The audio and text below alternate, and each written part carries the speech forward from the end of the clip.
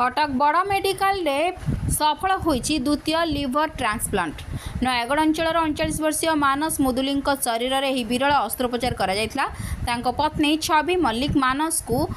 Liver दान कर professor doctor Balakrishnan Menon नेतृत्व में एआईजी हैदराबाद आसीथिबा 4 जणिया डाक्तरी दल Cuttack SCB medical college hospital यकृत प्रतिरोपण विभाग नोडाल अधिकारी प्रोफेसर डॉक्टर राजेश कुमार दोरा, निश्चेतक विभाग professor doctor Pramod Kumar Palai, surgery विभाग associate professor doctor Lakshmi Narayan Mahanty और निदान विभाग प्रोफेसर डॉक्टर कौमुदी पट्टनायक प्रमुख उपस्थित रही अस्त्रोपचार करछन्ती। अस्त्रोपचार पर उभयंक स्वास्थ्य अवस्था स्थिर रही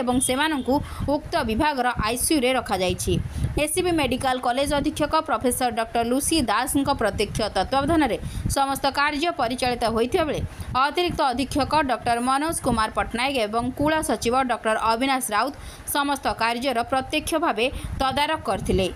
यकृत प्रतिरोपण कार्य में समस्त विभाग मुख्य हेमाटोलिज, रेडियोलॉजी, ट्रांसफ्यूजन मेडिसिन, निश्चेतक विभाग और सर्जरी विभाग पक्षर सहयोग करा जायतिला। संपृक्त रोगी मानस गत 3 मास एससीबी मेडिकल कॉलेज हॉस्पिटल रे चिकित्सित होउथिले। प्रथमे मु कहबी एटा बहुत आनंदर विषय जे आमे एससी मेडिकल कॉलेज रे ये द्वितीय यकृत प्रत्यारोपण आज आमे करियछु। आ जो यकृत प्रत्यारोपण हैला से होचंती आमर नयागढ़ मिस्टर मानस मुदुली एवं से प्राय 5 वर्ष है सी विभिन्न प्रकार जंत्रणा तांकर यकृत जनित रोग रे पीड़ित थिले एवं बहुत असहाय हो जाते, बहुत गरीब श्रेणी व्यक्ति कौन सी आशा भरोसा न पाई से एटा को आम पाक आसिले आमे सबु प्रकार परीक्षा पत्र ताकू आमे कलु एवं सबु सरकारी साहाय्य मागणा रे एठी तार करागला एवं ताकू आमे आजी सकाळ 8 रे तार प्रत्यारोपण आमे आरंभ कलु। तांकर सहधर्मिणी से यकृत देइचंती एवं ता सकाळ 8 रु जहाँ आमर अध्यक्ष महोदय कहले 8 रु आम आरंभ कलु। एआईजी रो टीम जो आसते एआईजी टीम नेतृत्व रे एवं आमर एससी मेडिकल कॉलेज रो जो टीम है सहयोग उभय सहयोग रे आमे ऑपरेशन टी आमे कलु एवं यही ऑपरेशन टी सरिला प्राय 6टा बेले पेशेंट उभय जी डोनर और रेसिपिएंट आम आईसीयू को शिफ्ट होती। स्वास्थ्य अवस्था एवं स्थिर अच्छी तथापि विपदमुक्त नुह किंतु अन्य पारामीटर आम देखिले से विपदमुक्त आम काली सुधा आम कहीपर किंतु स्वास्थ्य अवस्था एवं स्थिर अच्छी। से लिवर सिरोसिस रे रोगी जनक लिवर सिरोसिस रे पीड़ित थिले एवं तांकर जो कथा आपण पचारुचंती तांकू डोनर तांकर सहधर्मिणी थिले। सहधर्मिणी कंडीशन भल अच्छी सी एवं वेंटिलेटर रे नांती वेंटिलेटर आउट हो जाइछंती तांकर ब्लीडिंग भी हो नाही अन्य पारामीटर जोटा आमे देखा सब तांकर एवं ठीक ठाक सी तांकर प्राय 50 रु 60-55% तांकर लिवर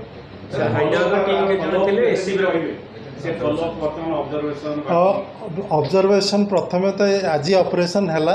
तापर से आमर ऑब्जर्वेशन रे आमर आईसीयू रे से रहिबे एवं तापर नेक्स्ट मेन जिनस होची तांकर संक्रमण जेहेतु से लिवर सिरोसिस तांकर इम्यूनिटी कम अच्छी तेणुक संक्रमण होची मुख्य जिनस एवं संक्रमण केमती न हो से आईसीयू रे रखिकी तार ऑब्जर्वेशन रे आम रखिबू प्राय 10-15 दिन पर यदि सब जिनस ठीक रहे आम चिंता करिछु तांको डिस्चार्ज करिया। हैदराबाद रो तांकर प्राय आसतिले 3 जण 4 जण तांकर मेन डाक्तर आसते पारामेडिक्स आउ 2-3 जण सिस्टर 2 जण आसते फार्मासीस्ट जड़े आसते। आमर एसीबी थिले 4 जण डाक्तर थिले ता सहित आमर स्टाफ नर्स 4 जण थिले फार्मासिस्ट 2 जण थिले परफ्यूजनिस्ट जड़े थिले अटेंडेंट 4 जण थिले। चैलेंजिंग शुणु चैलेंजिंगटा तो निश्चित भाव प्रत्यारोपण होची चैलेंजिंग ऑपरेशन किंतु आम चैलेंजटा को गोटे अपॉर्चुनिटी भाव में आम एससी मेडिकल कॉलेज समस्ते जो माने सहयोगी आम मैडम जोटा कहले से हेपाटोलॉजी हो से रेडियोलॉजी हो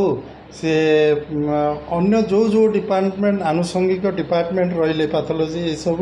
समस्त सहयोग आम ये ऑपरेशन आम प्रक्रिया त्वरान्वित हम कि आगक जेहेतु गत एप्रिल शुणु सबुठी सबु जिनस गोटे आज्ञा लर्निंग कर्व थाए एवं आम आम ये ऑपरेशनटा करूँ माने आम पाखे इंफ्रास्ट्रक्चर अच्छी मैन पावर भी अच्छी जहाँ किछि किछि हमर गैप थिला या भितर आम ताको पूरण करूँ आशा रखुचु आपणकर आशीर्वाद एवं समस्त सहयोग आम निश्चित भाव आग को यहाँ को आगे नेबू एवं बहुत शीघ्र आम तृतीय प्रत्यार्पण कर शुणु आम तो आशा रखीचु से अनुसार सरकार भी आमको सब प्रकार साहाय्य देइचंते एवं आम तरफ भी सब प्रकार प्रचेष्टा जारी रही आम चेष्टा करूँ।